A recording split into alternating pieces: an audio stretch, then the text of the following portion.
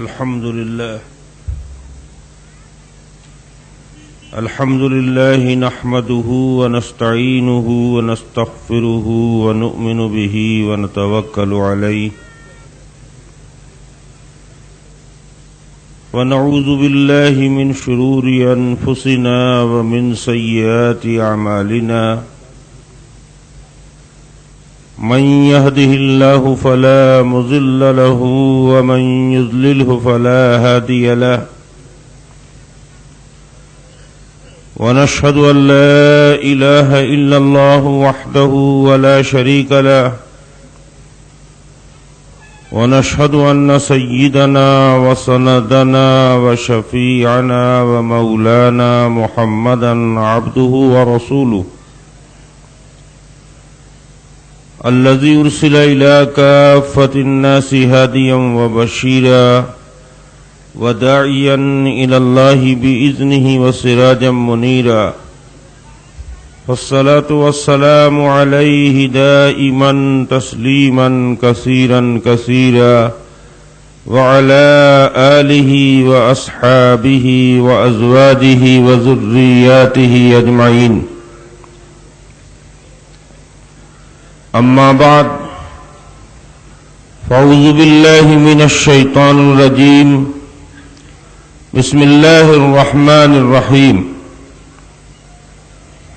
يا أيها الذين آمنوا لا تكونوا كالذين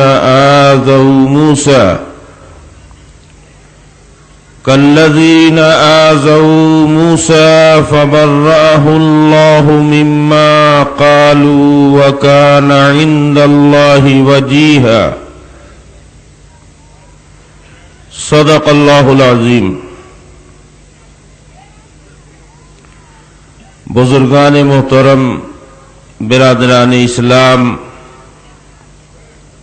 دوستو، عزیزو اور محترم خواتین حضرات، یہ آج کا جلسہ اور آپ حضرات کی خدمت میں ہماری حاضری کوئی بالکل اتفاقی اور اچانک طور پر نہیں ہوئی ہے، بلکہ آپ کے یہاں کے ذمہ داروں نے، کچھ دوستوں نے تقاضے کیے اور بڑے اصرار کے ساتھ انہوں نے کئی ماہ پہلے یہ پروگرام اور یہ تاریخ لی۔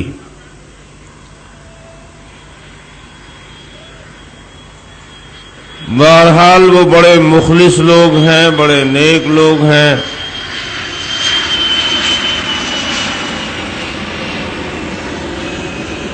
اور اخلاص کے ساتھ انہوں نے یہ پروگرام رکھا ہے۔ انہی کے اخلاص کی یہ برکت ہے کہ آپ حضرات شہر کے مختلف علاقوں سے اپنی اپنی مصروفیات سے وقت فارغ کر کے یہاں تشریف لائے ہوئے ہیں۔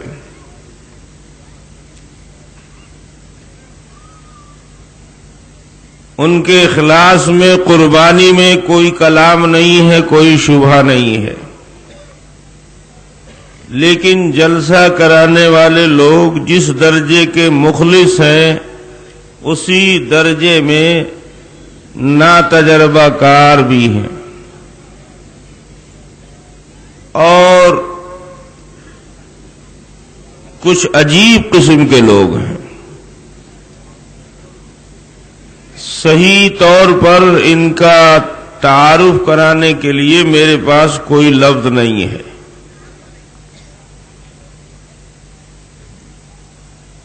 آپ دیکھ رہے ہیں یہ جلسہ بے سر پیر کا جلسہ ہے، اسٹیج کا نہ کوئی صدر ہے اور نہ اسٹیج کی کارروائی کو ڈیل کرنے والا کوئی اناؤنسر ہے، نہ جلسے کی کوئی ترتیب ہے، ایک بے ہنگم پن کا بہترین شاندار نمونہ یہ جلسہ ہے۔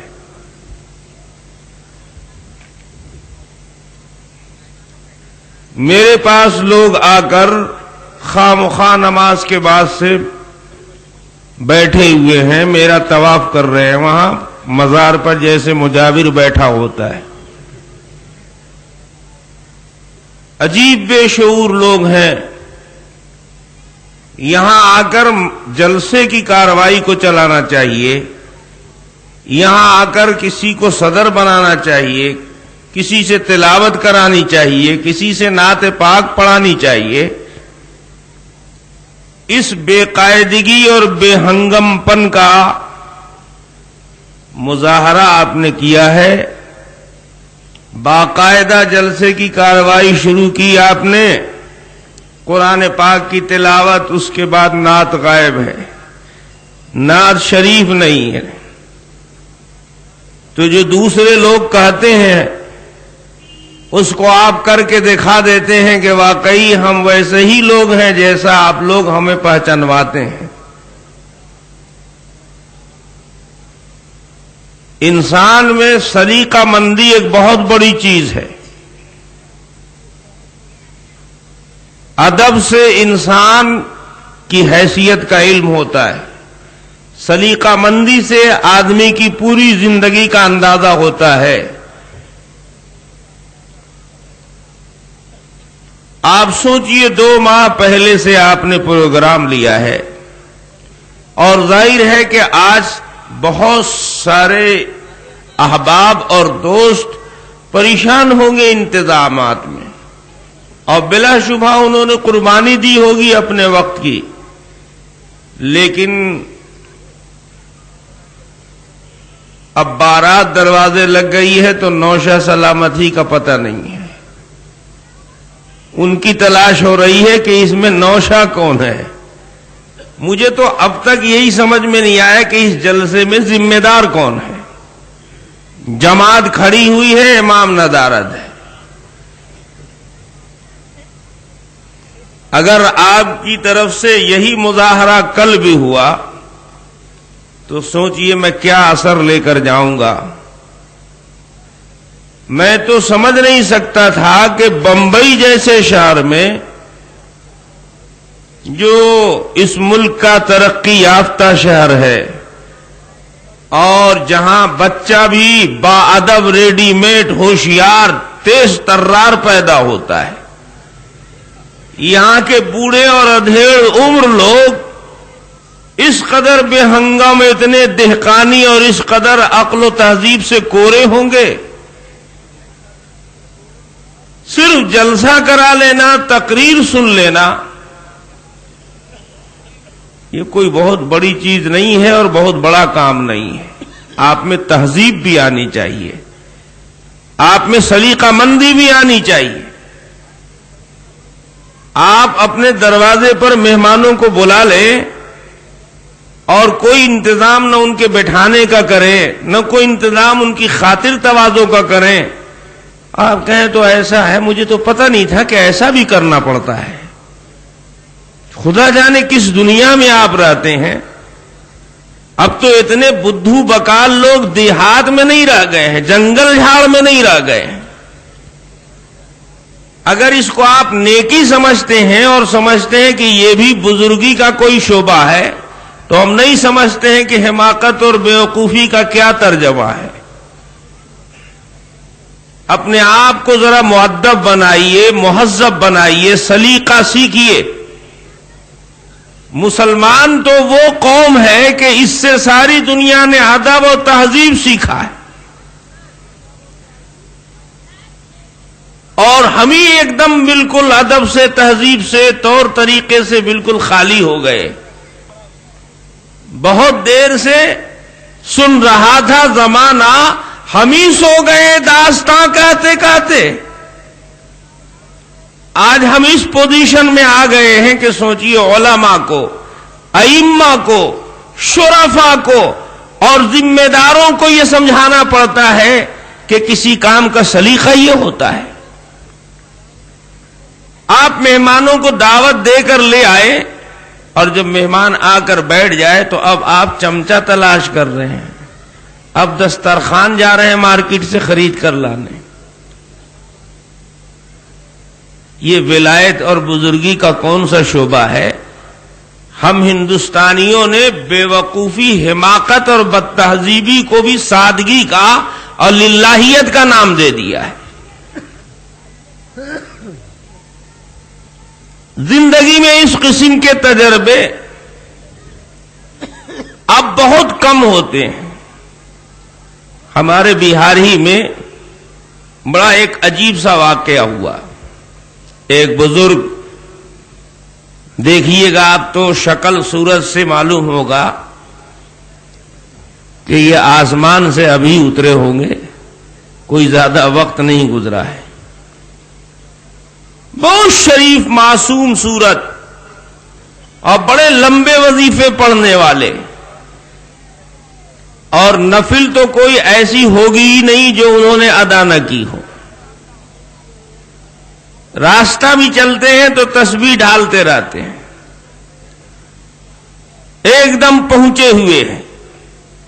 انہوں نے بہت جنگل کے علاقے میں، بہت انٹیریل علاقے میں ایک مدرسہ قائم کر رکھا ہے۔ ان کو پتہ نہیں کیوں جلسہ کرانے کا شوق ہو گیا۔ جلسہ کرانا کوئی فرض واجب تو نہیں ہے، آپ کیوں جلسہ کراتے ہیں؟ جب آپ میں شعور نہیں ہے، طور طریقہ نہیں ہے، آپ جلسے کے آداب نہیں جانتے، تو جلسہ کرانا کوئی ضروری تو نہیں ہے۔ آپ ہاتھی لا کر دروازے پر باندھنے سے پہلے سوچ لیجئے کہ ہمارا گھر اس لائق بھی ہے کہ ہاتھی رکھا جائے۔ بازار میں گئے، بہت ساری چیزیں پسند آتی ہیں، لیکن آدمی اپنی اوقات، اپنی حیثیت کو دیکھتا ہے یا اپنے پسند کے پیچھے بھاگتا ہے؟ ہاتھی دیکھا آپ نے، وہ بڑا اچھا جانور ہے، بڑی عمدہ سواری ہے، اس پر بیٹھیں گے بڑی شاندار معلوم ہوں گے، اور جھوپڑا تک نہیں ہے اس کو رکھنے کے لیے، تو وہ ہاتھی دروازے پر لا کر باندھ دو گے تو ایک آدھ وقت فاقہ کرے گا، اور جب کچھ نہیں ملے گا تو جھوپڑا سمیت آپ کو بھی ایٹھ لے گا۔ حضرت شیخ سعدی رحمت اللہ علیہ نے گلستہ میں ایک شعر فرمایا ہے، یا مکن باپیل بانا دوستی، یا بنا کن خانہ در خورد پیر۔ یا تو ہاتھی بانوں سے دوستی نہ کرو، اور اگر ان سے دوستی کرتے ہو تو دوست آئے گا تو کہاں ٹھہراؤ گے؟ ہاتھی کے لائق پہلے انتظام کر لو۔ جلسہ کرانا کوئی ضروری کام تو نہیں ہے۔ اللہ تعالیٰ یہ تو نہیں پوچھیں گے تم نے جلسہ کیوں نہیں کرایا تھا۔ اگر آپ میں صلاحیت نہیں ہے، آپ انتظام نہیں کر سکتے ہیں، اور آپ کو جلسے کے آداب، طور طریقے معلوم نہیں ہیں، تو کیوں اتنی بڑی مصیبت آپ سر پر لیتے ہیں؟ سوچئے، یہ لوگ پتہ نہیں کس کس محلے سے اور کتنے کتنے فاصلے طے کر کے آپ کے پاس آئے، آپ کی آواز پر آئے، اور آپ ان کو بیٹھنے کی بھی جگہ نہ دے سکیں، آپ ان کے لیے کوئی انتظام نہ کر سکیں، تو وہ کتنی دعائیں دے کر آپ کو جائیں گے۔ اور میرے اوپر جو آپ کا تاثر ہوا ہے اور آپ کا اثر پڑا ہے، میں تو بہت دبیش چادر سے ڈھانک کر صرف آپ کو ٹٹولوا رہا ہوں کہ یہاں یہاں گڑبڑ، اگر چادر الٹ دوں تو بہت زیادہ تکلیف ہوگی آپ کو۔ شاید بمبئی شہر میں اتنے بد تہذیب لوگوں سے پہلی ملاقات ہے،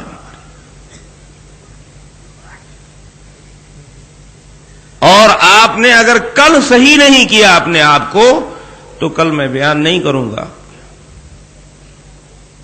آپ کو اتنا بھی سلیقہ نہیں ہے، آپ جلسے نہیں کرائے ہیں تو جلسے میں جاتے تو ہوں گے آپ، یہ تو دیکھا ہوگا آپ نے کہ اسٹیج کا کیا نظام رہتا ہے، جلسہ کس طریقے سے، کس ترتیب سے کرایا جاتا ہے۔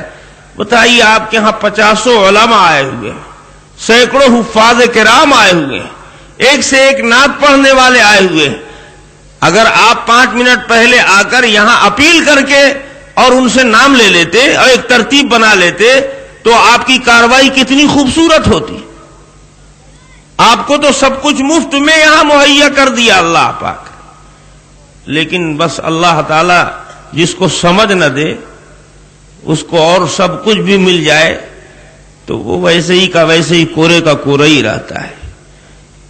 پتہ نہیں کیا دشواری تھی اور کون سی مشکل تھی اسٹیج کا پروگرام مرتب کرنے میں.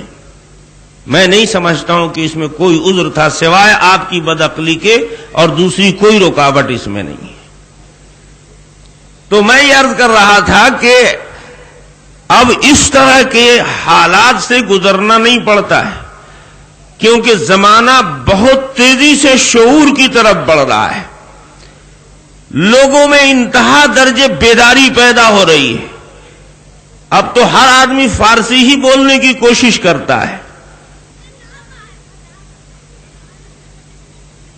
لیکن کبھی کبھی زندگی میں ایسے سابقے ہو جاتے ہیں. اسی کا ایک لطیفہ آپ کو میں سنا رہا تھا. وہ ہمارے بزرگ محترم جنہوں نے انتہا درجہ جنگل جھاڑ کے علاقے میں مدرسہ قائم کر رکھا تھا، کئی میل تو پیدل چلے بغیر آدمی وہاں پہنچ نہیں سکتا تھا. بہرحال ان کو شوق ہوا کہ ہمارے مدرسے کا ایک شاندار جلسہ ہو، تو اس جلسے کے لیے انہوں نے مجھ سے تاریخ لی، اور ایک مولانا عبد المالک صاحب بھوجپوری ایک بڑے اچھے مقرر ہیں ہمارے بہار میں، ان سے وقت لیا، اور ایک بزرگ صاحب نسبت حضرت مولانا اسرائیل صاحب رحمت اللہ علیہ، ان کا انتقال ہو گیا.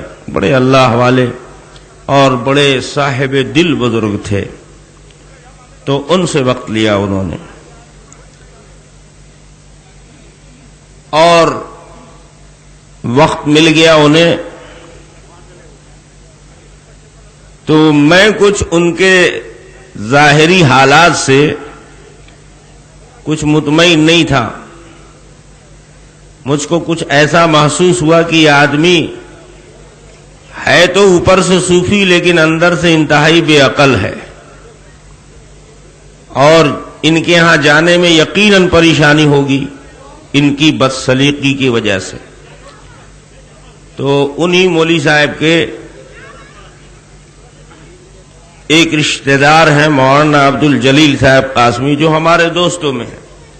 ان کو میں نے خط لکھا کہ مولانا نصیر صاحب نے وقت لیا ہے مجھ سے اور مجھے وہاں پہنچنا ہے، لیکن وہ بہت انٹیریل علاقہ ہے اور گرمی کا موسم ہے، آمد رفت کی بہت دشواری ہوگی، اس لیے براہ کرم ان کا انتظام جو بھی ہو آپ میرے واسطے الگ سے انتظام کریں گے، اور اس کا جو خرچ ہوگا وہ ہم آپ سمجھیں گے، لیکن میرے لیے آپ سواری لے کر فلاں جگہ رہیں گے. تو خیر مولانا عبد الجلیل صاحب بیچارے الگ سے سواری کا انتظام کر کے ہمارے انتظار میں رہے، اور پھر میں وہاں پہنچا. وہاں سے جلسے گاہ جو مدرسہ تھا وہاں پہنچا. غالباً مئی یا جون کا مہینہ تھا، اور بہار یوپی میں بہت سخت گرمی پڑتی ہے. وہاں میں پہنچ گیا ظہر کے وقت، اور بڑے سکون سے پھر مجھ کو کافی وقت ملا، اس لیے کہ جلسہ تو اب عشاء بعد شروع ہوگا، تو سب سے پہلے میں پہنچا.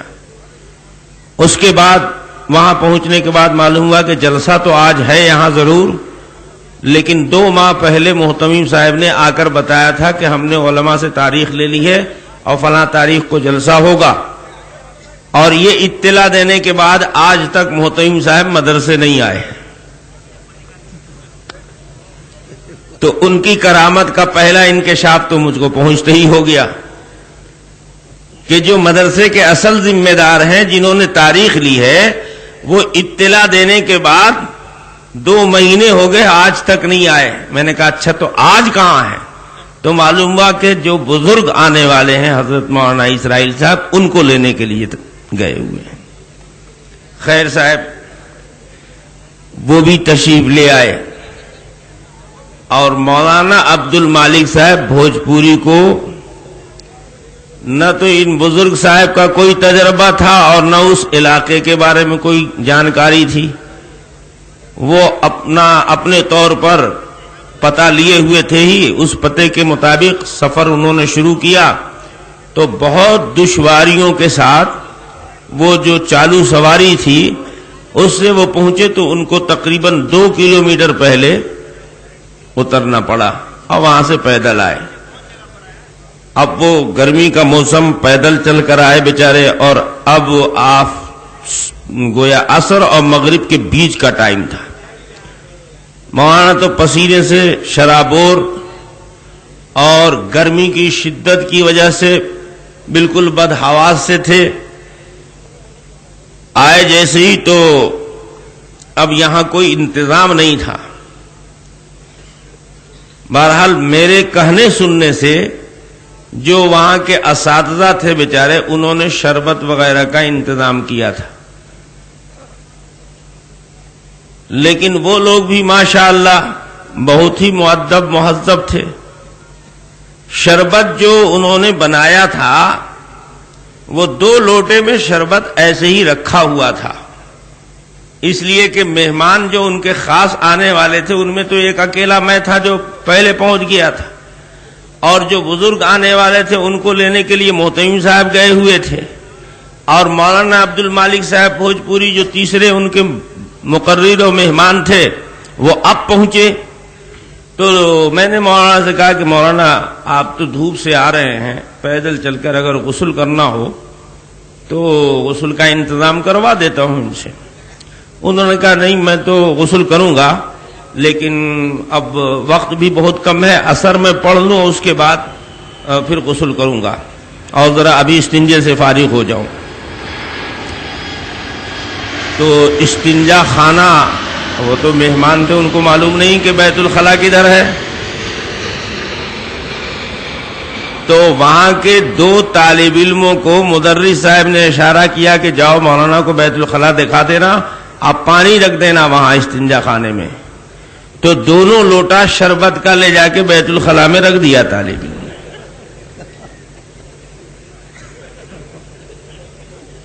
اب مولانا کو تو پتہ نہیں ہے کہ اس میں پانی ہے کہ شربت ہے، یہ تو سوچ بھی نہیں سکتے تھے کہ یہاں کے لوگ اتنے مہذب ہیں۔ اب وہ جو فارغ ہوئے بیچارے حاجت سے، تو فارغ ہونے کے بعد جب استعمال پانی کیا تو شربت دونوں لوٹے میں، ایک لوٹا جب استعمال کیا تو ان کو ہوا کہ شاید غلطی سے لگتا ہے کہ یہ شربت کا لوٹا آ گیا، اس میں پانی ہو گیا، جب دوسرا استعمال کیا تو اس میں بھی وہی تھا۔ اب بیت الخلا سے جب مولانا آئے تو لنگی کھینچ کر اپنی چوتڑ سے چھڑا رہے ہیں۔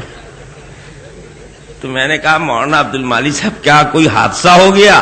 کہنے لگے لا حول ولا قوت، یہ تو اتنے نالائق ہیں، کم بخت، اتنے بد تہذیب ہیں، ایسے لوگوں کے ہاں میں آ گیا ہوں، بتائیے بیت الخلا میں شربت رہی۔ خدا کی قسم وہ دن ہے اور آج کا دن ہے کہ کہیں جلسے میں جاتا ہوں تو وہ واقعہ خود بخود دماغ میں ناچنے لگتا ہے، اور ایسا لگتا ہے کہ یہ دوسرا حادثہ ہے کہ یہ زندگی کا یہ بھی یادگار ہی واقعہ بنے گا۔ آپ سوچئے کہ ہم اتنے بے شعور کیسے ہو گئے، اتنا ہم تہذیب سے کورے کیسے ہو گئے۔ ایسا نہیں ہے کہ لوگ جانتے کچھ نہیں ہیں، سب تعلقات والے لوگ ہیں، سب لوگ اسی دنیا میں رہتے ہیں، سبوں کی ایک دوسرے سے رشتہ داری بھی ہوگی، ان کے گھر میں بڑے بھی ہوں گے اور ملنے جلنے والوں میں کچھ چھوٹے بھی ہوں گے۔ اگر ان کے خسر صاحب آ جائیں، چچا جان آ جائیں، والد بزرگوار آ جائیں، تو ایسا نہیں ہے کہ اس میں کوئی شعور نہیں ہے۔ اس سے انداز لگتا ہے کہ یا تو آپس میں ربط نہیں ہے،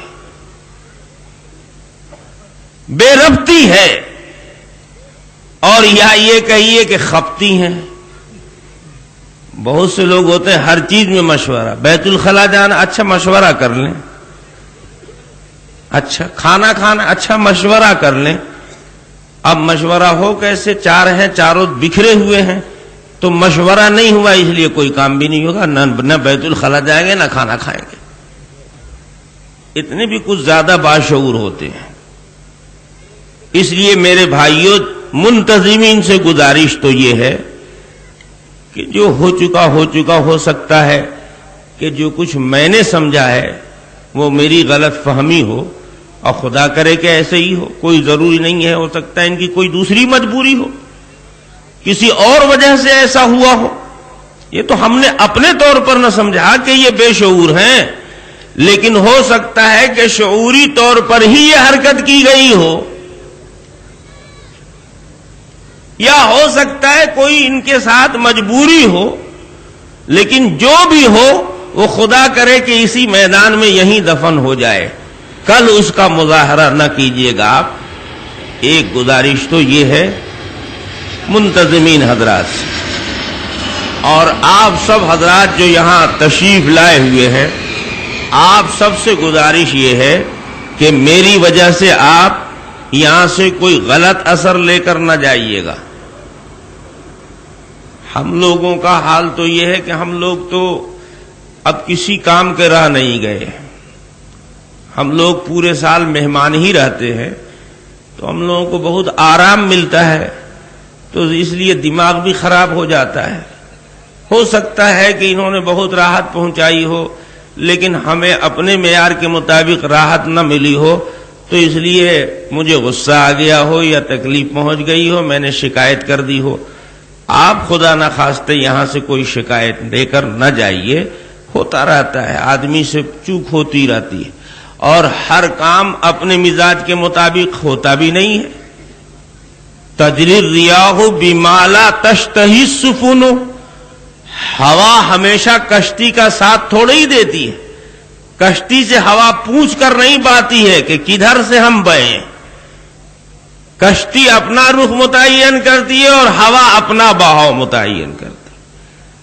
تو کبھی کبھی ایسا ہو جاتا ہے کشتی کو جانا ادھر ہے اور ہوا کو بہنا ادھر ہے، تو کشتی کے چلنے میں ذرا سا دشواری پیدا ہوتی ہے۔ ممکن ہے کہ ہوا کا بہاؤ کسی مصلحت سے میری مرضی اور پسند کے خلاف ہو گیا ہو، تو آپ کو اس سے زیادہ متاثر ہونے کی ضرورت نہیں ہے۔ آپ کو اگر تکلیف پہنچی ہے اور انتظامات کی کمی کی وجہ سے آپ کو نہ قاعدے کی جگہ مل سکی، نہ عزت سے بیٹھنے کا موقع ملا، تو آپ سب سے میں ہی معافی مانگ لیتا ہوں انتظام کاروں کی طرف سے کہ آپ اس سے درگزر فرما دیجیے گا۔ انشاءاللہ کل کے بارے میں میں پیشگی اعلان کر دیتا ہوں کہ اب آپ حضرات کو دشواری کا سامنا نہیں کرنا ہوگا، انشاءاللہ ثم انشاءاللہ آپ کے شایان شان انتظام کرنے کی کوشش کی جائے گی۔ اب دیکھیے اتنا بڑا تاحد نگاہ مجمع ہے، ان حضرات کو بھی کیا پتا تھا کہ کتنے لوگ آئیں گے؟ کوئی غیب کا علم تو ہے نہیں ان لوگوں کو۔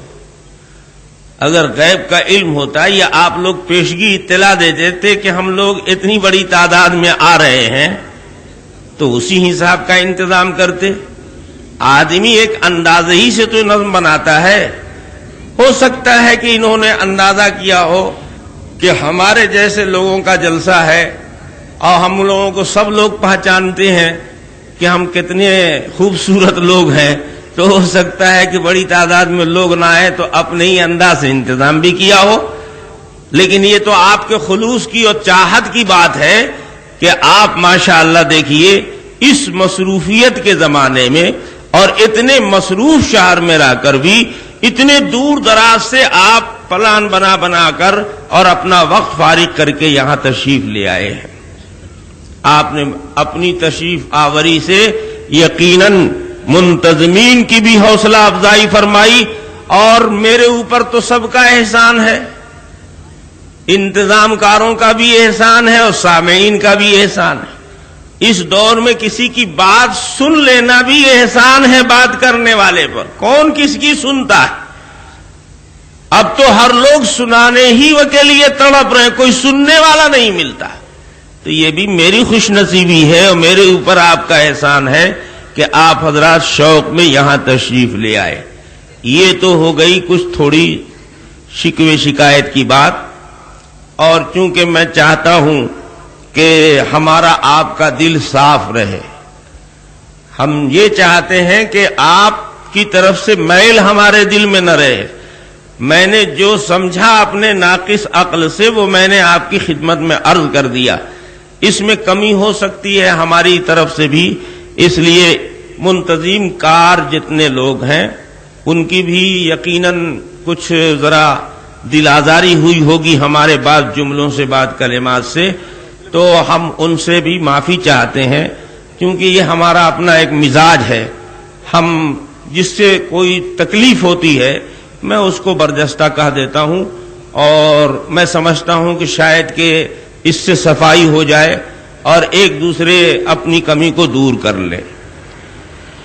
اب انہی حالات سے متاثر ہو کر میں نے آپ کے سامنے آج کے لیے جو عنوان رکھا ہے، اس عنوان کے لیے قرآن مقدس کی ایک آیت کی تلاوت کی ہے. میں نے نبی کے ساتھ کس طرح پیش آنا چاہیے اس کا ادب سکھایا گیا ہے،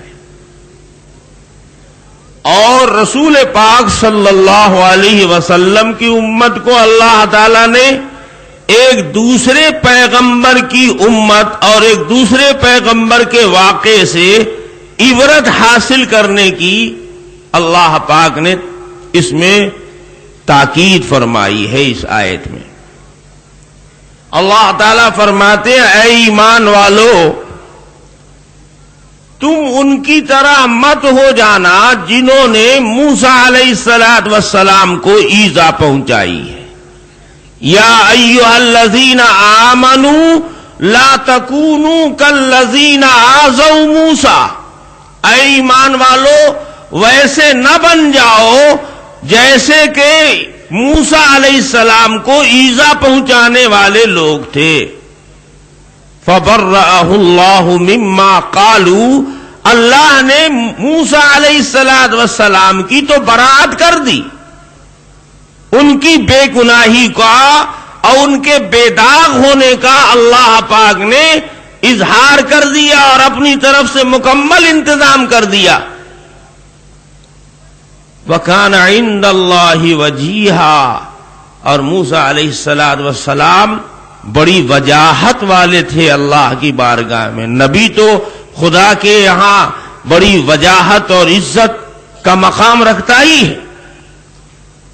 یہ تو سادہ سا ترجمہ ہوا، اور یہ قرآن پاک نے جو بنیادی تعلیم دی ہے اس آیت مبارکہ میں، وہ سادی سی بات میں نے آپ کی خدمت میں رکھ دی. موسیٰ علیہ السلام کی قوم کیا تھی، اور موسیٰ علیہ السلام کی قوم نے آپ کو ایذا کیا پہنچائی تھی، اور پھر اس واقعے سے ہم ایمان والوں کو اللہ تعالیٰ یہ نصیحت فرما رہے ہیں کہ دیکھو اس قوم نے اپنے نبی کے ساتھ تو ایسا کیا تھا، لیکن تم ویسا ہرگز نہ کرنا. اس سے معلوم ہوا کہ زبان سے، عمل سے اور کسی بھی نقل و حرکت سے امت کے اگر نبی کو تکلیف پہنچتی ہے تو اس امت کی خیر نہیں ہے. دو چیز ہے، دیکھو گمراہی دو راستے سے آتی ہے. گمراہ ہونے کا صرف دو راستہ ہے. ایک راستہ ہے بے ادبی، بدتہذیبی اور گستاخی کا، اور ایک راستہ ہے حد سے بڑھے ہوئے احترام اور غلو فی العقیدت کا. دونوں راستے سے گمراہی آتی ہے، اور انبیاء کرام علیہم الصلاۃ والتسلیم کی ذات اس سلسلے میں بڑے امتحان کی چیز ہوتی ہے. نبیوں کے ساتھ قوموں نے دو طرح کا معاملہ کیا.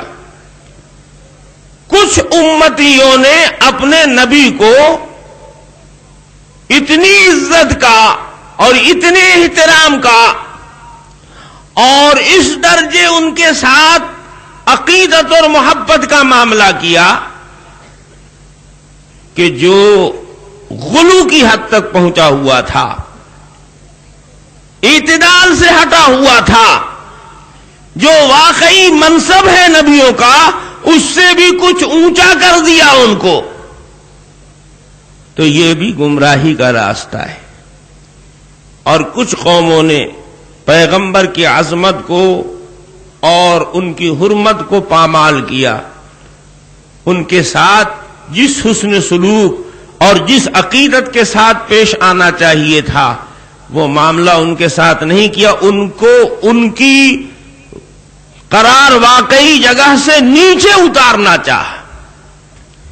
تو یہ ہے بد تہذیبی کا راستہ، اور دونوں راستہ گمراہی کا ہے۔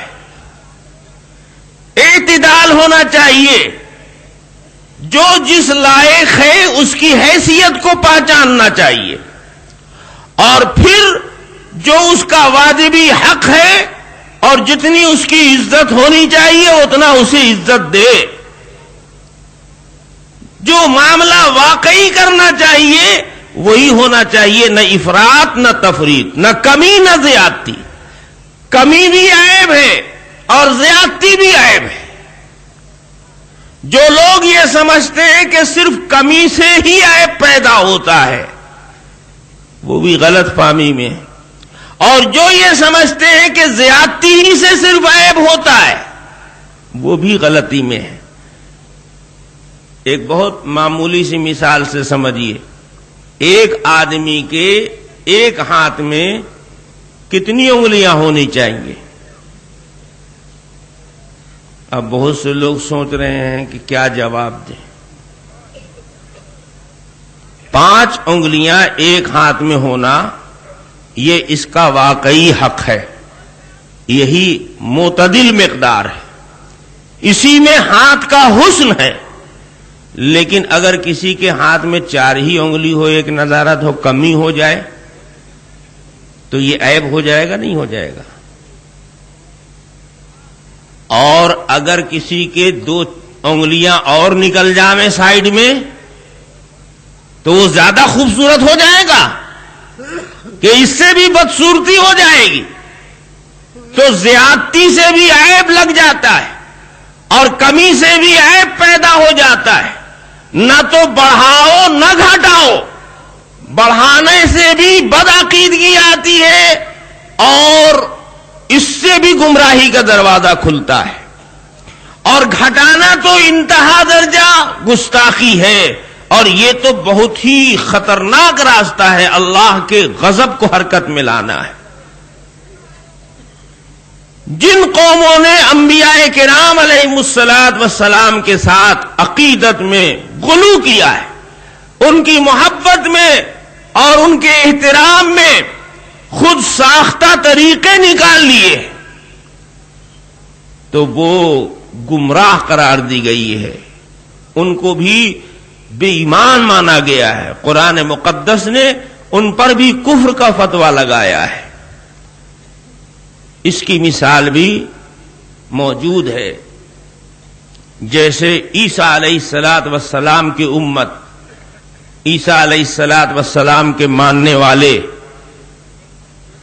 تو عیسائی اپنے پیغمبر کے ماننے والے، اور اتنا ماننے والے کہ عیسیٰ علیہ الصلاۃ والسلام میں ایسی ایسی خوبیاں لگانی شروع کر دی کہ جو واقعی عیسیٰ علیہ السلام میں نہیں تھی۔ عیسیٰ علیہ الصلاۃ والسلام کو اتنی عظمت دیا انہوں نے کہ جو نہیں تھی خوبی، جو کمال نہیں تھا، وہ بھی اپنے پیغمبر کے ساتھ عقیدت اور محبت میں جوڑ دیا۔ کہنے لگے دیکھیے ہمارے پیغمبر عیسیٰ علیہ السلام کو سب لوگ کہتے ہیں کہ بغیر باپ کے پیدا ہوئے، کوئی انسان ان کا باپ نہیں تھا، ایسا نرالا کوئی نبی آیا ہے؟ اللہ نے سب پیغمبر کو ماں باپ سے پیدا کیا، لیکن میرے نبی کو اللہ نے اسپیشل طریقے سے بھیجا، اور صرف ماں ان کی انسانوں میں، باپ کوئی نہیں۔ اب اس میں نقطہ آرائی شروع کر دی۔ یہاں تک تو حقیقت ہے، واقعی عیسیٰ علیہ الصلاۃ والسلام کا انسان میں کوئی باپ نہیں ہے، ابھی تک کوئی بدعقیدگی نہیں ہے۔ اب اس میں نقطے پیدا کیے انہوں نے کہ دیکھیے ہمارے پیغمبر عیسیٰ علیہ السلام کے لیے اللہ نے باپ کی جگہ خالی رکھی، بن باپ کے پیدا کیا. اس میں راز کیا تھا؟ راز اصل میں یہ تھا کہ اللہ تعالیٰ کو خود عیسیٰ علیہ السلام کا باپ بننا تھا، اس لیے کسی کو باپ بننے نہیں دیا. اب یہاں سے نقطہ نکل آیا کہ ہمارے پیغمبر عیسیٰ علیہ السلام اکلوتے بیٹے ہیں اللہ کے بیٹے، ابن اللہ ہے. حالانکہ عیسیٰ علیہ السلام اللہ کے بیٹے نہیں ہیں، اللہ کا کوئی بیٹے ہی نہیں ہے. لم یلد ولم یولد لم یتخذ صاحبۃ ولا ولدا. وہ خدا کیسے ہوگا جس کو جورو جاتا باپ بیٹا ہو جائے؟ وہ خدا نہیں. خدا کا کوئی بیٹا نہیں ہے اور خدا خود کسی کا بیٹا نہیں ہے. نہ وہ جنا گیا ہے اور نہ وہ جن سکتا ہے. تو انہوں نے رشتے ناتے اللہ کے بنا لیے اور اپنے پیغمبر کو خدا کا بیٹا کہنا شروع کر دیا. اور جب بیٹا کہنا شروع کیا تو باپ بیٹے کے تعلقات پر پھر اور بہت سارے مسائل نکالنے شروع کر دیے. تو اس قوم کو قرآن پاک نے کافر بتایا. فرمایا گیا کہ انہوں نے شرک کر لیا، اب ایمان ختم ہو گیا ان کا. نبی کو خدا کا بیٹا ماننے کی وجہ سے ان میں شرک آ گیا. انہوں نے پیغمبر کو اس کے واقعی مقام پر نہیں رکھا، بلکہ عقیدت اور محبت کی فراوانی میں خدا سے ملانے کی کوشش کی.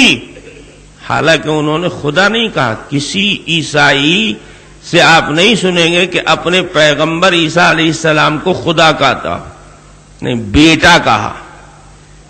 تو بیٹا باپ سے چھوٹا ہوتا ہے کہ برابر کا ہوتا ہے؟ بیٹے کا درجہ باپ کے برابر ہے یا چھوٹا ہے؟ تو عیسائیوں نے بھی اپنے پیغمبر کو خدا کے برابر پوزیشن نہیں دیا، چھوٹائی بڑائی باقی رکھی. لیکن اس کے باوجود قرآن کہتا ہے کہ شرک آ گیا، مشرک ہو گئے. اس سے علماء نے، مفسرین نے ایک مسئلہ حل کیا ہے. فرماتے ہیں کہ شرک کے لیے برابری ضروری نہیں ہے. یہ ضروری نہیں ہے کہ خدا کے برابر کر دو تبھی شرک ہوگا. شرک کے لیے برابری ضروری نہیں ہے. عیسائیوں نے اپنے پیغمبر عیسیٰ علیہ السلام کو خدا کے برابر نہیں کہا. یہ نہیں کہا کہ ہمارے پیغمبر خدا کے بھائی ہیں. بھائی بھائی میں برابری کا رشتہ ہوتا ہے، ایک پوزیشن کے لوگ ہوتے ہیں. نہیں، عیسائیوں نے یہ نہیں کہا. کہا بھی تو یہ کہا کہ ہمارے پیغمبر اللہ کے بیٹے ہیں. لیکن اتنا چھوٹا ماننے کے بعد بھی قرآن نے ان کو مشرک کہا، قرآن نے ان کو گمراہ کہا. تو جو لوگ قرآن پاک کے ماہرین ہیں، اللہ کے کلام کو جو سمجھتے ہیں اور اس کی تشریح کرتے ہیں مفسرین کرام، وہ فرماتے ہیں کہ شرک کے لیے ضروری نہیں ہے کہ دونوں میں بالکل ہمسری و برابری ہو جائے. اگر 99 باتوں میں فرق ہے اور ایک بات میں شرکت ہو گئی تو بھی شرک ہو جائے گا. باپ اور بیٹے میں شرکت ہوتی ہے. یہ ہو نہیں سکتا ہے کہ باپ اور بیٹے میں کہیں پر بھی شرکت نہ ہو. بیٹے کے اندر کچھ چیزیں باپ کی طرف سے بلا اختیار منتقل ہوتی ہیں. اگر بیٹا چاہے بھی کہ ہم اس کو نہیں لیں گے، یہ باپ ہی میں رہے، تو بیٹا ایسا نہیں کر سکتا ہے. باپ اور بیٹے میں شرکت ہونا ضروری ہے، چاہے ایک ہی امر میں ہو لیکن ہو کر رہے گی. کچھ صفات بیٹے میں باپ کے آنے ہی آنے ہیں، وہ بیٹے کے اختیار کے نہیں ہیں کہ وہ چاہے کہ ہم نہیں لیں گے، اپنے اندر نہیں رکھیں گے، تو اس کے اختیار میں نہیں، تو آنا ہی آنا ہے. الولد سر لابیہ. اب مثال کے طور پر باپ ہے خان صاحب، اب بیٹا کہتا ہم نہیں رہیں گے خان صاحب، ہم استعفا دیتے ہیں. کہیں منظور ہوگا یہ استعفا؟ تو آٹومیٹک خان تو تم کو رہنا ہی ہے. تو خان صاحب ہونے میں باپ بیٹا دونوں شریک ہوئے یا نہیں ہوئے؟ یہ رشتہ ہی ایسا ہے جو شرکت کے بغیر قائم نہیں ہو سکتا. تو جب خدا کا بیٹا انہوں نے کہہ دیا تو کسی ایک صفت میں خدا کا شریک ٹھہرا دیا عیسیٰ علیہ السلام کو. چاہے اب ہزاروں چیزوں میں فرق بیان کرتے رہے، یہ مشرک ہو گئے. معلوم ہوا کہ شرک کے لیے تمام صفات میں اشتراک ضروری نہیں ہے، بالکل سیم ٹو سیم ہونا ضروری نہیں ہے، ہمسری ضروری نہیں ہے. اگر 99 صفات میں فرق ہے لیکن ایک میں اشتراک ہو گیا تو شرک کے لیے کافی ہے. شرک جو ہے یہ زہر ہے نا، اور زہر کی ایک ہی بوند کافی ہے. یہ ضروری نہیں ہے کہ ایک گلاس روح افزا ہے تو زہر کم سے کم آدھا گلاس ہوگا تب آپ مریں گے. ارے شربت روح افزا کی پوری بوتل ہو اور زہر کی صرف ایک بوند ہو تو وہ پوری بوتل آپ کی جان نہیں بچا سکتی ہے. ایک بوند جان لے لے گی نہ تو کم سے کم خطرے میں تو ڈال ہی دے گی. اس لیے وہ لوگ قوم کے ہمدرد نہیں ہیں اور وہ لوگ دین کی جانکاری نہیں رکھتے ہیں جو یہ بتا گیا کرتے ہیں کہ شربت روح افزا تو اتنی بڑی مقدار میں ہے اور اس میں بہت ساری جڑی بوٹیاں ہیں، مقویات ہیں اور بہت سے وٹامن ہیں اور بہت مفرح القلوب اجزاء اس کے اندر ہیں. تو ایک بوتل شربت اتنا لذیذ ہے، ایک آدھ بوند زہر سے کیا ہوتا ہے، چلے گا. اس موقع پر جو روح افزا کی فضیلت بیان کر کے تم کو پلانا چاہتا ہے وہ تمہارا ہمدرد نہیں ہے. ہمدرد وہ ہے کہ پوری روح افزا کی بوتل کے خلاف وہ بتائے گا کہ خبردار خبردار، اس کے اندر کیا کیا اجزاء ہیں اور کتنی مقویات ہیں اور کتنے وٹامن ہیں. اس کو مت دیکھو، صرف اس پر تمہاری نظر رہے کہ ایک بوند زہر کی اس میں مل گئی ہے، لہذا خبردار خبردار اس کو مت چکھنا. کون ہمدرد ہے آپ کا بولیے نا. آج کل تو بڑے پیاس کے غلبے کا زمانہ ہے، اس وقت تو روح افزا کو سبھی جانتے ہوں گے. ایسی طلب اور خواہش کے موقع پر بھی اگر ایک بوند بھی اس میں نجاست کی ہے، زہر کی ہے، تو آپ اتنی لذیذ چیز کو بھی چھوڑ دیں گے کیونکہ بھائی اس میں خطرہ ہے. تو شرک ایمان کا دشمن ہے. اگر اس کو یقینی طور پر شرک نہیں بھی مانتے ہیں، شبہ بھی شرک کا ہے تو اس کے قریب مت جاؤ. کیوں بھائی، آپ کو یقینی طور پر تو نہیں معلوم ہے کہ آج جائیں گے تو لٹ جائیں گے، لیکن آلے والے بتا رہے ہیں کہ ہم نے چوروں کو، اچکوں کو دیکھا ہے راستے میں، مت جاؤ. خالی امکان ہے نا، ہو سکتا ہے جائیں تو لٹ جائیں، جائیں تو پٹ جائیں، تو صرف اس شبہے کی وجہ سے راستہ چھوڑ دیتے ہو. خدا کی قسم تمہاری جان اور مال سے زیادہ عزیز تمہارا ایمان ہونا چاہیے. جب تمہارے ایمان کو خطرہ وہاں پر ہے پھر تم شرک کے شبہے کے باوجود کیسے اس کو انجام دے رہے ہو؟ بہت نادان ہو، بڑے اعلیٰ درجے کے احمق اور بیوقوف ہو. ایسی تمام چیزوں کو چھوڑ دو جس میں شرک نہ بھی ہو یقینی طور پر، صرف شبہ بھی شرک کا ہو تو اس سے بھاگو. بات سمجھ میں آتی نہیں آتی ہے؟ یہ تو غلو فی العقیدت، محبت میں زیادتی اور آدمی کی عقل ماری جاتی، اندھا ہو جاتا ہے محبت میں. کہاوت ہے کہ حبک الشیء یومی و یسم، کسی چیز کی محبت تم کو اندھا بنا دیتی ہے اور تم کو بہرا بنا دیتی ہے. محبت میں آدمی دیوانہ ہو جاتا ہے، کسی کی نصیحت سنتا ہی نہیں، آنکھ بند کر کے چلتا ہے. تو آنکھ بند کر کے محبت نہ کرو کسی سے. دل، دماغ، شعور، عقل ہمیشہ ہوش حواس قابو میں رکھو. محبت ہونی چاہیے. ہم نہیں کہتے کہ محبت نہیں ہونی چاہیے اور یہ بھی نہیں کہتے کہ واقعی جتنی ضرورت ہے اس سے کم ہونی چاہیے، لیکن ہاں اتنا ضرور ہے کہ قابو میں رہو. اب محبت میں آپ گئے جا کے پیشانی ہی جھکا دیا، کون سی محبت ہے میں تو نہیں سمجھ سکتا.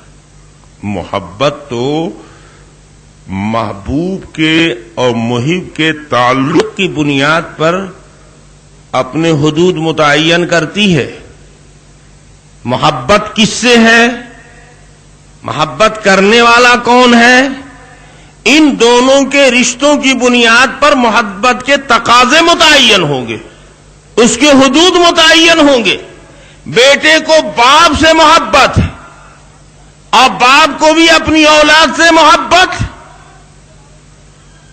اور آدمی کو اپنی ماں سے بھی محبت، اپنی بیٹی سے بھی محبت، اپنی بیوی سے بھی محبت۔ تو بیوی کے ساتھ محبت میں جو کام کرتا ہے وہ ماں کے ساتھ کرنے لگے گا۔ محبت وہاں بھی ہے، محبت یہاں بھی ہے۔ محبت میں جو کام کرتا ہے ماں کے ساتھ، وہی ادب و لحاظ بیوی کے ساتھ کرے گا، بہن کے ساتھ کرے گا۔ معلوم ہوا کہ محبت کے تقاضے الگ الگ ہیں، اس کے حدود الگ الگ ہیں، اس کے ضابطے الگ الگ ہیں۔ محب اور محبوب کے تعلق کو پہلے دیکھنا ہوگا، تب اس کے تقاضے متعین ہوں گے۔ بہت سے لوگ محبت میں اتنے دیوانے ہو جاتے ہیں کہ باپ اور بیٹے کے تعلق کو بھی نہیں سمجھتے۔ باپ نے دیکھا کہ بیٹا جوا کھیل رہا ہے، شرابیوں کے ساتھ، محلے کے آوارہ بدماشوں کے ساتھ رہتا ہے۔ ایک دو بار باپ نے ذرا نصیحت کر کے بٹھا کر پیار سے بچے کو سمجھایا، تمہارا مستقبل خراب ہو جائے گا، تمہارے اخلاق خراب ہو جائیں گے، تم برباد ہو جاؤ گے، ایسے لوگوں کے پاس نہ رہا کرو، ایسوں سے دوستی نہ کرو۔ دو چار بار سمجھانے کے بعد بھی نہیں مانا بیٹا، تو اب اس نے کان پکڑ کر اینٹھا اور دو چار تماچے رسید کیے۔ کیوں؟ محبت ہی میں اپنے اولاد کے مستقبل کو برباد ہونے سے بچانے کے لیے محبت نے تقاضا کیا کہ یہاں تم طاقت کا استعمال کرو، دو چار تماچا رسید کر دیا۔ اب بیٹا بھی طاق میں رہا کہ ان کو محبت ہے تو انہوں نے محبت میں ہماری پٹائی کی، تو ہم کو بھی تو ان سے محبت ہے۔ تو ابا جان کی جب باری آئی تو انہوں نے بھی ایک دو مرتبہ ڈھنگ سے سمجھایا، اور اس کے بعد بھی ابا جان بکواس کر رہے، بڑبڑائے چلے جا رہے ہیں، آدھی رات میں سب کو جگا رہے تھے۔ یہ بھی اٹھا تو اس نے کہا کہ ہم بھی ویسے ہی سمجھائیں گے۔ تو کیوں بھائی، محبت میں دو طرفہ چلے گا معاملہ؟ نہیں چلے گا۔ ادھر سے محبت ہے تو محبت کے ساتھ احترام تقاضا ہے، اور ادھر سے محبت ہے تو محبت کے ساتھ اطاعت و فرما برداری کا تقاضا ہے۔ یقیناً انبیاء کرام علیہ الصلوۃ والتسلیم سے محبت ہونی چاہیے، اور وہ کیسا مسلمان ہے جس کو اپنے نبی سے محبت نہ ہو؟ اللہ کے رسول صلی اللہ علیہ وسلم فرماتے ہیں، لا يكون احدكم مؤمنا حتى اكون احب اليه من والده وولده والناس اجمعین۔ تم میں سے کوئی شخص کامل الایمان نہیں ہو سکتا جب تک اس کے نزدیک میں ایسا محبوب نہ بن جاؤں کہ اپنے ماں باپ کو بھی قربان کر دے میری محبت میں، اپنی اولاد کو بھی قربان کر دے، سارے جہان کو قربان کر دے۔ تو محبت تو ایسی ہونی چاہیے نبی کی، لیکن یہ نہیں کہ اپنا ایمان بھی قربان کر دے۔ جہان تو قربان کیا جائے گا نبی پر، لیکن ایمان قربان نہیں کیا جائے گا، یہ محبت کا تقاضا نہیں ہے۔ ایک صحابی گئے دوسرے ملک میں، تو دیکھا کہ وہاں کے لوگ اپنے بادشاہ، اپنے راجا کے پاس جب آتے ہیں ملنے، سلام کرنے، تو سر جھکا دیتے ہیں، زمین پر سر رکھ دیتے ہیں، سجدہ کرتے ہیں۔ اس طرح وہاں سلام ہوتا ہے۔ جیسے ہمارے ملک میں بھی بہت سی جگہوں پر دیکھیں گے کہ ہمارے برادران وطن گوڑ لاگی کرتے ہیں، گوڑ یعنی پاؤں تک جھکتے ہیں۔ کچھ لوگ جھک کے چومتے ہیں، کچھ لوگ ہاتھی سے چھو کر ہاتھ چوم لیتے ہیں۔ تو ادب کا اور ملاقات کا اور سلام اور آداب کا یہ بھی طریقہ زمانے قدیم سے رائج ہے۔ تو وہ صحابی ایک ملک میں گئے تو دیکھا کہ وہاں کے راجا کو وہاں کی رعیت سلام کرتی ہے تو اس طرح کہ اس کے سامنے آ کے سجدہ کرتی ہے۔ جب وہ مدینے واپس آئے تو رسول پاک صلی اللہ علیہ وسلم کی خدمت میں عرض کی کہ یا رسول اللہ، ہم مقام ہیرا گئے تھے تو وہاں کے نواب اور راجا کو دیکھا کہ ساری رعیت اس طرح سلام کرتی ہے اسے، تو وہ تو ایک چھوٹے سے ایریے کا بادشاہ ہے اور اس کی حکومت لوگوں کے دلوں پر جبری ہے، قوت کی وجہ سے ہے، عقیدت اور محبت کی وجہ سے نہیں ہے۔ اور آپ تو دونوں جہان کے بادشاہ ہیں اور ہم تو اس راجا سے کروڑ درجے زیادہ آپ سے محبت رکھتے ہیں، آپ اللہ کے نبی ہیں، آپ کی بارگاہ میں فرشتے حاضر ہوتے ہیں، تو کیا ہم اس طرح آپ کو سلام نہ کریں؟ ہمارا جی چاہتا ہے کہ آپ کو سجدہ کر کے سلام کریں۔ تو رسول پاک صلی اللہ علیہ وسلم نے فرمایا کہ سجدہ سوائے خدا کے کسی اور کے لیے جائز نہیں ہے، اگر اللہ کے علاوہ کسی اور کے سامنے بھی جھکنا جائز ہوتا تو میں عورتوں کو حکم دیتا کہ وہ اپنے شوہروں کو سجدہ کریں۔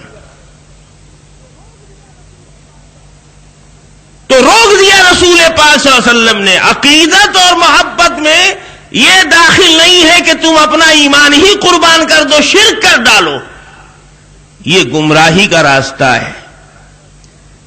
یہ غلو سے محبت اور عقیدت اور عظمت اور ادب میں حدود کو پار کر جانے کی وجہ سے یہ خرابی پیدا ہوتی ہے۔ اس قوم کو اللہ پاک نے قرآن میں فرمایا ہے ضال، یہ گمراہ قوم ہے، اور فرمایا کہ یہ مشرک ہے، اور مومن سے کہا کہ تم دعا مانگو اللہ سے تو اس قوم کے طور طریقے سے محفوظ رہنے کی دعا مانگو۔ اللہ سے دعا مانگتا ہے مسلمان، اہدنا الصراط المستقیم، اے اللہ سیدھے راستے کی رہنمائی فرمائیے۔ سیدھا راستہ کون ہے؟ صراط الذین انعمت علیہم، آپ کے انعام یافتہ بندوں کا راستہ سیدھا راستہ ہے، صراط مستقیم ہے۔ غیر المغضوب علیہم ولا الضالین، ان کا راستہ سیدھا نہیں ہے جن پر آپ کا غضب آیا ہے، اور ان کا راستہ بھی سیدھا نہیں ہے جو ضالین ہیں، گمراہ ہیں۔ مفسرین کرام فرماتے ہیں مغضوب علیہم سے یہود مراد ہے اور ضالین سے نصارہ مراد ہے۔ تو نصارہ کو جو اپنے نبی کے ساتھ غلو فی العقیدت کے مرض میں مبتلا تھی، حدود شرع کو پار کر جاتی تھی عظمت اور احترام عقیدت میں، اس کو گمراہ قرار دیا۔ اور میرے بھائیو، گمراہی تو وہ بھی ہے، بدتہذیبی، بدتمیزی، بے ادبی، شوخی، یہ بھی گمراہی ہے، لیکن یہ گمراہی اس سے زیادہ خطرناک ہے۔ یہ گمراہی اللہ کے غضب کو ڈائریکٹ کھینچتی ہے، اور مفسرین فرماتے ہیں کہ اسی لیے اللہ نے غیر المغضوب علیہم کو مقدم کیا ہے ضالین سے، اس لیے کہ اس سے زیادہ یہ نقصان دہ ہے، تو زیادہ نقصان دہ سے پہلے ڈرایا جاتا ہے۔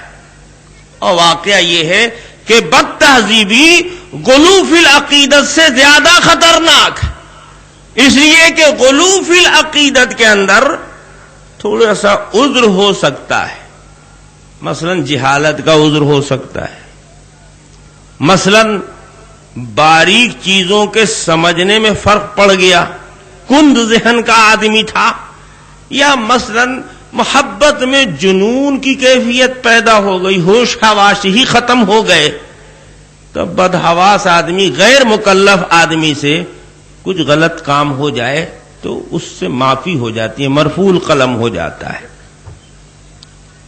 اور ہم دیکھتے بھی ہیں، تجربہ بھی یہی بتلاتا ہے کہ عقیدت میں محبت میں تھوڑا بڑھا چڑھا دیا جائے تو اس کو لوگ ذرا نظر انداز کر دیتے ہیں۔ آپ ہی کے استاد محترم ہوں اور آپ اپنے استاد محترم کا تعارف کرائیں اور تعریف کریں، ہمارے استاد ایسے ہیں ویسے ہیں، یہ علم بھی ہے اور وہ علم بھی ہے اور اس میں بھی ماہر ہے اور اس میں بھی فنکار ہیں، اور بڑھاتے بڑھاتے کوئی ایسی بات بھی کہہ دیا جو استاد میں نہیں ہے، تو تھوڑی دیر کے لیے وہ مٹیا دے گا، درگزر کرے گا، کبھی آہستہ سے سمجھا دے گا کہ تم نے میرے بارے میں یہ بات کہی تھی، میرے اندر تو یہ چیز نہیں ہے۔ جیسے شاگرد لوگ اپنے استاد کو بڑھاتے بڑھاتے حافظ بھی ہیں، حالانکہ حافظ نہیں ہے، وہ بھی جانتا ہے، یہ بھی جانتے ہیں۔ ہمارے استاد فن تجوید کے بھی ماہر ہیں، ہمارے استاد بڑے چوٹی کے منطقی ہیں، ہمارے استاد کو فلسفے میں بھی درک ہے، اور جانتا ہے کہ شرح تہذیب بھی قاعدے سے نہیں آتی ہے، تو بڑھا دیا نا عقیدت میں، تو اس وقت استاد ٹوکتا نہیں ہے، چلو محبت میں تھوڑا بڑھ گیا چلے گا۔ اگر استاد بہت پرہیزگار ہوتا ہے تو ذرا سمجھا دیتا ہے کہ دیکھو اتنا بڑھا چڑھا کر مت پیش کیا کرو، لیکن بد تہذیبی اگر ذرا سا استاد کے ساتھ کر جائے تو بد تہذیبی میں معافی کی گنجائش نہیں ہے۔ گستاخی کا راستہ خطرناک ہے اور غلو کے راستے میں تسامح ہو سکتا ہے۔ اس لیے جو لوگ انبیاء کی عقیدت میں تھوڑے بہت ادھر ادھر ہو گئے ہیں وہ ان سے 1000 درجے بہتر ہیں کہ جو بدتمیزی اور شوخی اور گستاخی کرتے ہیں انبیاء کے ساتھ اور صحابہ کے ساتھ، وہ تو مغضوب علیہم جماعت ہے۔ اس پر خدا کا غضب، اللہ پاک کسی نبی کی بے حرمتی کو برداشت کر ہی نہیں سکتا، وہ فوراً غضب میں جلال میں آ جاتا ہے۔ وہ غضب خداوندی اور قہر خداوندی کو دعوت دینے والا راستہ ہے۔ اس آیت مبارکہ میں اللہ تعالی نے بنو اسرائیل کا، یہود کا رویہ جو موسیٰ علیہ السلام کے ساتھ تھا وہ شوخی کا تھا، قدم قدم پر اینٹھ جاتے تھے۔ حالانکہ موسیٰ علیہ السلام کتنے جلیل القدر پیغمبر، اللہ تعالی سے طور پر ہم کلام ہونے والے، خدا سے بات کرنے والا ڈائریکٹ پیغمبر کون ہے؟ معجزہ دیا، پتھر پر لاٹھی مار دے چشمے جاری ہو جائیں، لاٹھی دے اژدہا بن جائے، اتنا عظیم الشان پیغمبر ملا۔ اور فرعون جیسی ظالم فرعون کے شکنجے میں ان کی قوم تھی۔ بنو اسرائیل غلامی میں مبتلا تھے قبطیوں کے اور فرعونیوں کے۔ دنیا میں بھی اللہ نے موسیٰ علیہ السلام کے ذریعے سے فرعون کے ظلم سے ان کو نجات دی۔ اللہ تعالیٰ نے حکم دیا راتوں رات نکل جائیے اپنی قوم کو لے کر مصر سے، ہم اس ظالم سے نجات دے دیتے ہیں آپ کو بھی اور آپ کی قوم کو بھی۔ اب موسیٰ علیہ السلام نکل گئے سارے بنی اسرائیل کو لے کر مصر سے۔ جاتے جاتے صبح ہو گئی، فرعون کو معلوم ہوا کہ سب بھاگ گئے۔ اب جب بھاگ گئے تو مارو گے پیٹو گے کس کو؟ اب بیگار کس سے لوگے؟ ظلم زیادتی کس پر کرو گے؟ اس نے اچھا بھاگ گئے، کدھر بھاگے؟ تو ادھر بھاگے۔ کہا اچھی بات ہے، فوراً آرڈر دیا، ساری فوج ریڈی ایک دم تیار ہو گئی۔ اس نے کہا بھاگ کر جائیں گے کہاں؟ ادھر تو آگے سمندر ہے، تو سمندر کے پاس تو جا کے رکنا ہی پڑے گا، اس میں تو جائیں گے نہیں، جائیں گے تو جائیں مر جائیں کم وقت، اور پیچھے سے ہم دبوچ لیں گے۔ تو پوری فوج لے کر فرعون پہنچ گیا۔ اب قوم کہتی ہے کہ اے موسیٰ آپ نے تو بڑی خطرے میں ڈال دیا، ایسے دھوکہ دیا جاتا ہے، کوئی انتظام آگے کیا نہیں تھا، آگے سمندر ہے پیچھے فرعون ہے، ہم تو آپ پر ایمان لائے تھے، آپ بھی ایسا لگتا ہے کہ ہماری عقیدت محبت میں ایک دم پھول گئے، آپ ایسے موت کے منہ میں لایا جاتا ہے؟ بھاگنے کا راستہ کوئی ڈھنگ کا راستہ کھوجا ہوتا آپ نے؟ اب تو آگے سمندر ہے، اب پیچھے فرعون ہے، بتائیے اب کیا ہوگا؟ موسیٰ علیہ السلام نے کہا گھبراؤ مت، ہم خدا کے حکم سے نکلے ہیں تو خدا سے پوچھتے ہیں کیا ہوگا۔ اللہ تعالیٰ سے انہوں نے معلوم کیا اللہ تعالیٰ نے کیا پریشانی کی کیا بات ہے، آپ کے پاس تو کراماتی چھڑی ہے ہی ہے، ماریے سمندر پر اور دیکھیے کرشمہ، اور سمندر پر مارا تو صاحب راستے نکل گئے، دیوار کی طرح سے دونوں طرف پانی کھڑا ہو گیا، اب بیچ سے ساری قوم نکل گئی۔ اب فرعون نے دیکھا کہ جب لائن کلیئر ہے ہی ہے تو ہم بھی اسی میں پار ہو جائیں، اس نے بھی فوج کو حکم دے دیا کہ تم بھی اسی میں کود جاؤ، خشکی تو ہے، پانی تو دیوار کی طرح سے رکا ہوا ہے، تو وہ تو اللہ نے اپنے نبی کے لیے کیا تھا۔ جب بیچ سمندر میں اس پہنچ گیا پوری فوج لے کر، اللہ نے پانی کو حکم دیا کہ اب اپنی دیوار توڑ دو اور سب ایک دوسرے سے مل جاؤ، بیڑا کر دیا خداوند تعالیٰ نے۔ لیکن قوم بڑی عجیب بے ڈھنگی بد تہذیب قوم تھی۔ جب سمندر پار ہو گئی، اتنا بڑا معجزہ اور اتنا بڑا کمال اپنے پیغمبر کا دیکھا تو اس پار میلہ لگا ہوا تھا، اور میلے میں بت پوجنے والے لوگ اپنے اپنے دیوتا خرید رہے تھے، اور یا کوئی میلہ تھا پوجا پاٹ کا، تو دیکھا لوگوں نے کہ بھیڑ لگی ہوئی ہے، ادھر کیا ہے؟ تو وہاں گئے تو دیکھا کہ دیوتا پوج رہے ہیں، تو پوجنے والوں سے پوچھا کہ یہ کون چیز ہے؟ تو ان لوگوں نے کہا کہ یہ ہمارا خدا ہے۔ کہا خدا تو ہمارا بھی ہے۔ کہا تمہارا بھی خدا ہے تو کیسا ہے؟ ہاتھ پاؤں اس کا، رنگ کلر؟ کہیں یہ تو پوچھا ہی نہیں تھا موسیٰ علیہ السلام سے کہ شکل صورت کیسی ہے، کبھی تو ہم لوگوں نے دیکھا ہی نہیں ہے۔ کہا دیکھو میرا خدا تو ایک دم کلیئر دکھائی دیتا ہے۔ اب وہاں سے آنے کے بعد موسیٰ علیہ السلام سے کہنے لگے لن نؤمن لک حتی نری اللہ جہرا، بغیر خدا کو دیکھے ہوئے منوا لیا، اتنے دن تک آپ کے کہنے سے مان لیا، اب جب تک دیکھیں گے نہیں مانیں گے نہیں۔ اجعل لنا آلہۃ کما لہم آلہۃ، خدا ہم کو ایسا دیجئے جیسے اس قوم کا خدا ہے۔ اتنے بدماش بدتہذیب موسیٰ علیہ السلام تنگ ہو گئے، بات میں جا کر اللہ سے کرے اللہ اب کیا کریں، اب تو یہ قوم ایسے بول رہی ہے۔ یہ اتنی بدتہذیب قوم تھی۔ موسیٰ علیہ السلام تنہائی میں غسل کرتے تھے، گھاٹ کے اوپر جو عام چالو گھاٹ ہوتا وہاں غسل نہیں کرتے، دور کنارے نکل جاتے جدھر لوگوں کی کوئی آمد رفت نہیں ہے، جہاں لوگ غسل کرنے نہیں جاتے، اور وہاں موسیٰ علیہ السلام جاتے، کپڑا نکال کر رکھ دیتے، اب پانی میں گھس جاتے۔ اب جیسے جیسے پانی میں گھستے چلے جا رہے ہیں تو جسم کا حصہ تو پانی سے چھپتا چلا جا رہا ہے، جب کمر سے اوپر تک پانی میں چلے گئے تو تہبند جو اوپر اٹھائے ہوئے تھے اس کو پھینک دیا کنارے، تو وہی ایک تہبند سوکھا رہ جاتا تھا، غسل کر لیتے تھے، بدل لیتے تھے۔ وہاں کوئی آدمی آتا ہی جاتا نہیں تھا کہ بے ستری کا کوئی اندیشہ ہو۔ اور آپ جانتے ہی ہیں کہ جہاں ایسی جگہ ہو کہ جہاں پر بے ستری کا کوئی خطرہ نہ ہو، وہاں پر ننگے غسل کر لینا جائز ہے، یعنی افضل تو نہیں ہے لیکن جائز ہے، اس لیے کہ انبیاء کرام سے ثابت ہے۔ یہ ایک مسئلہ ہے، تو موسیٰ علیہ السلام اس پر عمل کرتے تھے۔ اب کسی نے پریا چھوڑ دیا، کہ ارے جانتے ہو موسیٰ علیہ السلام سب کے ساتھ کیوں نہیں غسل کرتے ہیں؟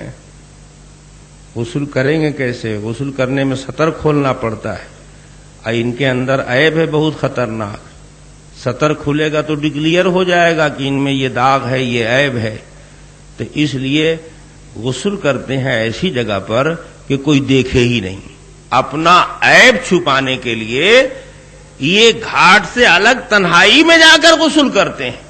اب موسیٰ علیہ السلام میں عیب لگا دیا، ان کو برس کی بیماری ہے تو ان کے ہائیڈروسل ہیں غلط۔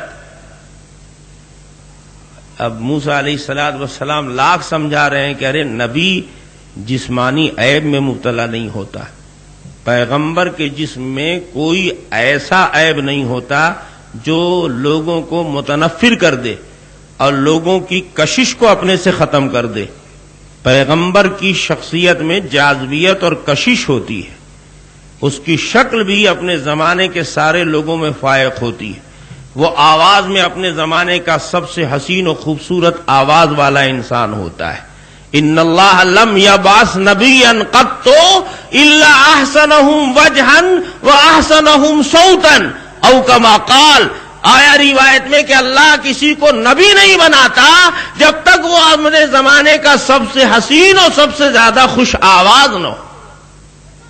کوئی جسمانی عیب پیغمبر میں ایسا نہیں ہوتا جو اس کی زندگی میں برابر قائم رہے اور اس سے لوگوں کو متنفر کرے۔ علماء نے لکھا ہے کوئی کوڑھی پیغمبر نہیں، کوئی کانا پیغمبر نہیں، کوئی اندھا پیغمبر نہیں، کوئی لنج پیغمبر نہیں، کوئی ہٹ ٹٹا کوئی لنگڑا پیغمبر نہیں۔ سوچئے 1,24,000 تقریباً انبیاء، اتنی بڑی جماعت، اتنی بڑی جماعت میں پورے چیلنج سے کہتا ہوں کہ کوئی اس میں ایک چشمی نہیں ہے، کوئی اس میں اندھا نہیں ہے. جہاں 10-20 ہزار آدمی ہو وہاں آپ چیلنج نہیں کر سکتے کہ اس میں کوئی کوڑھی نہیں ہے، کسی کے جسم میں برس کا داغ نہیں ہے. لیکن 1,24,000 کے بارے میں پورے یقین اور پورے اطمینان سے کہتا ہوں کہ اس میں کوئی بھی نہ کوڑی ہے، نہ برس والا ہے، نہ جزامی ہے، نہ کوئی دیوانہ اور پاگل ہے. حضرت شاہ عبد العزیز محدث دہلوی رحمت اللہ علیہ فرماتے ہیں کہ پیغمبروں میں کوئی دیوانہ نہیں ہو سکتا. دیوانگی، جنون یہ عیب ہے. اب پیغمبر میں عیب ہو، پیغمبر بد دماغ ہو، لا حول ولا قوت الا باللہ، ایسا ہو نہیں سکتا. وہ تو اعلیٰ ترین نمونہ بنایا گیا ہے. دیوانے اور پاگل کو کوئی اپنا امام بنائے گا، پیشوا بنائے گا، کوئی اس کی زندگی کو اپنے واسطے نمونہ بنائے گا. تو جب وہ نمونہ بنائے گئے ہیں تو اپنے ظاہر کے لحاظ سے، اپنے باطن کے لحاظ سے اپنے اندر انتہا درجے کی کشش اور جاذبیت رکھتے ہیں اور ہر قسم کے عیب سے پاک. تو نبی کسی جسمانی عیب میں مبتلا نہیں ہوتا. موسیٰ علیہ السلام نے ہر چند کہا کہ تم لوگ جانتے ہو میں پیغمبر ہوں، اور جب پیغمبر مجھے مانتے ہو تو ایسی تہمت کیوں رکھتے ہو؟ ارے ہم تنہائی میں غسل کرتے ہیں یا ہم اس طرح غسل کرتے ہیں تو اس کی بہت ساری مصلحتیں ہیں، ہماری اپنی مجبوریاں ہیں، ایسا نہیں کہ عیب چھپاتے ہیں. لیکن لوگوں نے اڑانا شروع کیا کہ ہم بنو اسرائیل کے سارے لوگ، اس زمانے میں اس قوم کا مزاج یہی تھا کہ ننگے ہی غسل کرتے تھے. جیسے ہمارے ملک میں ابھی بھی بہت سے علاقے ایسے ہیں جہاں 2-4 آدمی جا کر ایک ہی ساتھ بیت الخلاء میں کھڑے ہو جاتے ہیں، لیٹرین میں نہیں، کھلے میدان ہی میں. اور کہیں کہیں تو ہم نے دیکھا ہے کہ ادھر وہ بھی بیٹھے، ادھر یہ بھی بیٹھے، وہیں مشورہ بھی ہو رہا ہے. ہمارے ایک استاد سے مدرسہ مظاہر العلوم سہارنپور میں امام النحو، علم نحو کے بہت بڑے فنکار عالم تھے، حضرت مولانا صدیق صاحب کشمیری رحمت اللہ علیہ. تو بہت سادہ اور بڑے فنکار آدمی تھے. تو ان کے ہاں جب سبق میں قطع نظر کا جملہ آتا تو وہ رک کر کے فرماتے تھے کہ قطع نظر جانتے ہو کس کو بولتے ہیں؟ کہتے نہیں، اس سے قطع نظر کر لو. تو وہ فرماتے تھے کہ بیٹے تم قطع نظر جانتے ہو کسے کہتے ہیں؟ تو وہ اتنے کم عمر بچے اور اتنی گہری اصطلاح پورے طریقے سے گرفت میں نہیں آتی تھی. تو وہ کہتے تھے قطع نظر کا مطلب میں سمجھا دیتا ہوں، ایسا سمجھا دیتا ہوں کہ ایک دم یاد رہے گا. کہتے کہ دیکھو کبھی کبھی تم روڈ کنارے سویرے جاتے ہو نا ٹہلنے والے، تو روڈ کنارے ادھر ادھر کچھ غیر مسلم لوگ اور کچھ گھٹیا قسم کے لوگ پاخانے میں بیٹھے رہتے ہیں ایسے ہی. تو تم وہاں جا کر کے گھور گھور کے ان کے چوتڑ دیکھتے ہو، سطر دیکھتے ہو کہ چپ چاپ نظر گھما کے سیدھے نکل جاتے ہو، اس سے قطع نظر کر لیتے ہو. یہ قطع نظر ہوا. تو ہم نے ایسے علاقے بھی دیکھے اس ملک میں کہ عورتیں 2-4 نکل جائیں گی، کچھ نوجوان 2-4 نکل جائیں گے، اور ادھر کھیت میں میدان میں چلے گئے اور سب باقاعدہ میٹنگ بیٹھائے ہوئے. یہ بنو اسرائیل کا مزاج تھا کہ سب لوگ ننگے ہو کر کے غسل کرتے تھے. اور آدمی میں جب علم نہ ہو، تہذیب نہ ہو، تو اس طرح کی بے حیائی ہوتی ہے.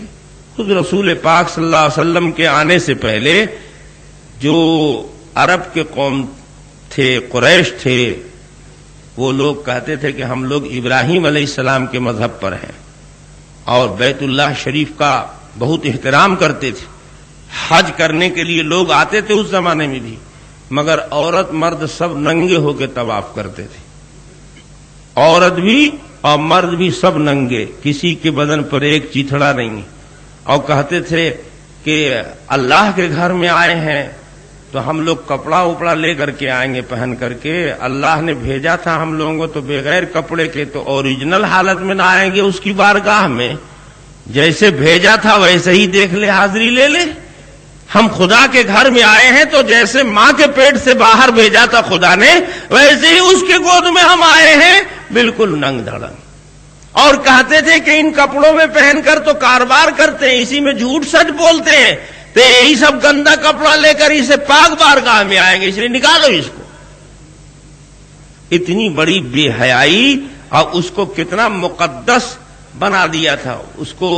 اس کو اپنی جہالت کی وجہ سے بہت پاک عمل سمجھتے تھے وہ لوگ. تو بنی اسرائیل قوم بد تہذیب تھی، بے حیائی اس میں عام تھی. وہ سب لوگ ننگے ہو کر کے غسل گھاٹ پر کرتے تھے. اور موسیٰ علیہ السلام کنارے ہوتے تھے اور ننگے نہیں ہوتے تھے. تو ان لوگوں نے تہمت رکھ دیا موسیٰ علیہ السلام پر.